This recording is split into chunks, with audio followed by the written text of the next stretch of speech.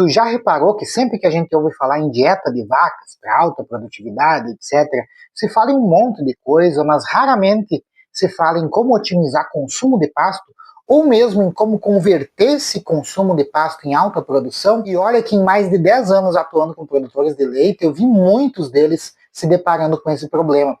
É bastante frustrante mesmo para o produtor e para nós técnicos. A gente faz um trabalho para organizar a propriedade, aumentar a disponibilidade de pasto com adubação, implantação de pastagens melhores, piqueteamento, começa a aumentar a produtividade, mas em certo ponto trava. Isso porque é simplesmente impossível aumentar o consumo de pasto mantendo o consumo no coxo como vinha sendo feito antes. E aí começa a insegurança de mexer lá no que é fornecido no coxo e dar algum problema ou cair a produção.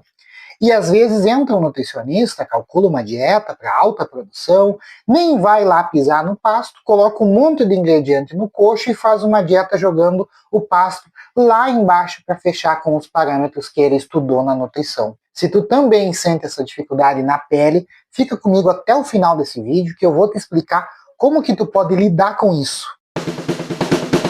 Bom, para começar, me desculpem meus colegas nutricionistas, mas como quem é também especialista em nutrição de ruminantes, eu posso fazer essa autocrítica à nossa classe.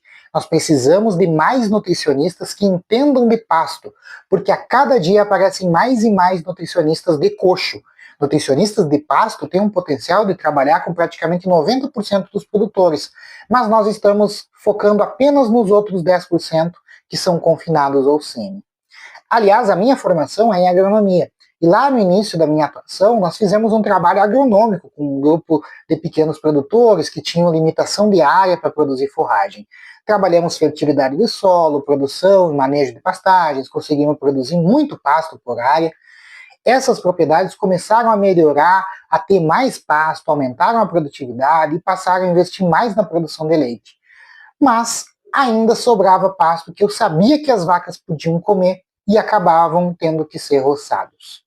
Fiz então o que estava ao meu alcance. Mexemos nos horários de pastejo, aumentamos o tempo para pastar, soltamos em mais horários do dia, mas tinha uma coisa que me incomodava bastante e que eu não sabia mexer muito bem.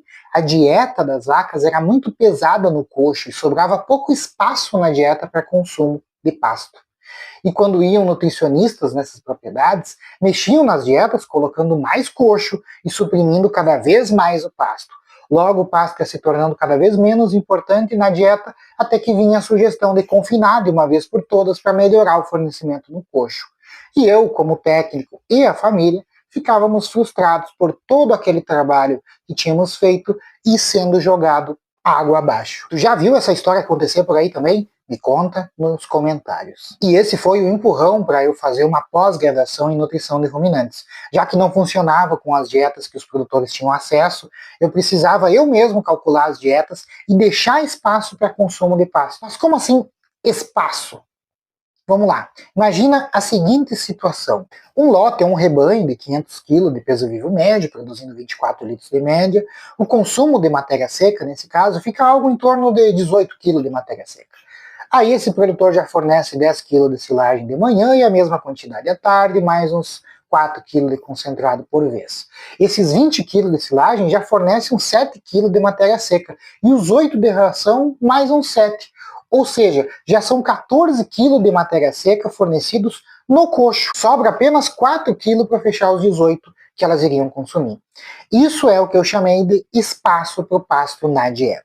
E aí não adianta nós termos 8, 10 kg de oferta de forragem de pasto por vaca que elas não vão comer. Se já chegam no pasto de bucho cheio, só vão lá para passear mesmo. Aí a gente precisa abrir espaço na dieta para esse pasto que fica sobrando. Se tu tem um nutricionista, pode passar essa situação para ele, que tu tem mais pasto, que elas têm tempo no piquete para pastar, mas que já chegam de bucho cheio, sem muito apetite, e pedir para ele para aumentar esse espaço na dieta. Explica que tu quer aproveitar esse pasto todo que tu está produzindo. Um bom nutricionista vai saber ajustar isso com essa informação que tu dá para ele.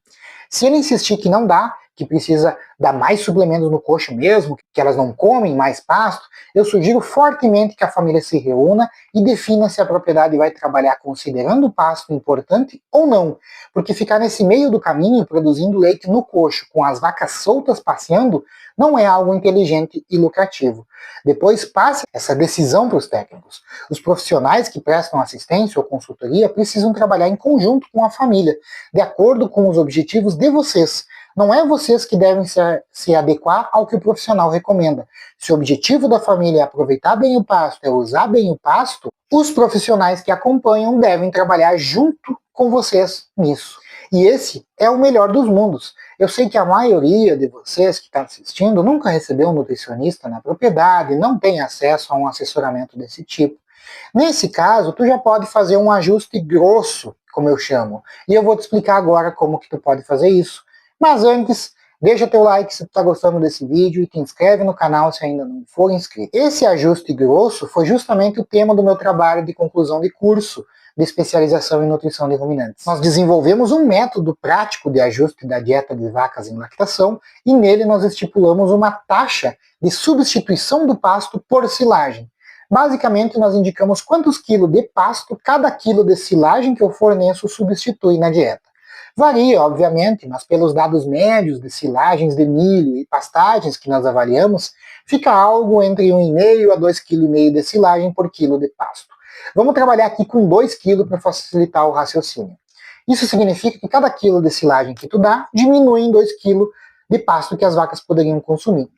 Se tu dá 10 kg de silagem, são 20 kg de pasto a menos. E isso não é necessariamente ruim, tá? Nos dá uma excelente ferramenta para gerenciar a alimentação conforme a oferta de forragem no pasto. Em situações de sobra de pasto, cada quilo de silagem que tu tira, aumenta 2 kg de pasto. Já quando falta pasto, tu pode aumentar a silagem para preencher esse espaço e manter a produção. Mas nunca mantenha uma quantidade de silagem fixa, ou compulsória, como alguns chamam, que quando tiver bastante pasto pode atrapalhar e quando tem pouco pasto pode não ser suficiente. É preciso fazer esse ajuste da quantidade de silagem conforme a oferta de pasto. E tem mais, esse método que eu estou te explicando não é só teoria, só cálculo não. Quando eu fiz ele lá na época que eu estava fazendo a pós, ele foi validado a campo. Na média das 11 propriedades que nós aplicamos e monitoramos, a produtividade subiu de 16,7 para 20,8 litros por vaca dia, sem aumentar a ração. O que mudou? Esse ajuste da silagem conforme a oferta de pasto. E esse manejo permitiu aproveitar melhor o pasto, manter o consumo de matéria seca no ponto. Resultado? Mais leite sem mais custo, só com técnica. E se tu quiser te aprofundar nesse assunto, entender passo a passo e aplicar aí na tua propriedade ou com teus clientes, se tu é um profissional, eu deixei o meu TCC, o artigo da minha especialização, disponível para apoiadores lá no Apoia-se. Lá tu vai ter acesso também a uma aula completa sobre o tema para tu aplicar isso. Agora, antes de tu sair, uma informação importante. Esse resultado que eu acabei de mostrar das propriedades não veio só por causa do ajuste da silagem. No método, a gente também faz um ajuste na ração, especialmente na proteína, conforme a proporção de pasto e silagem.